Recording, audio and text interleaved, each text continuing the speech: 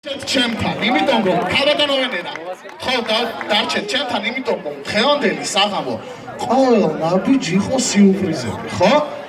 მე როგორც ვიცი, სამტრედიის ნომერ მესამე საჯარო სკოლაში ეს ხდება პირველად.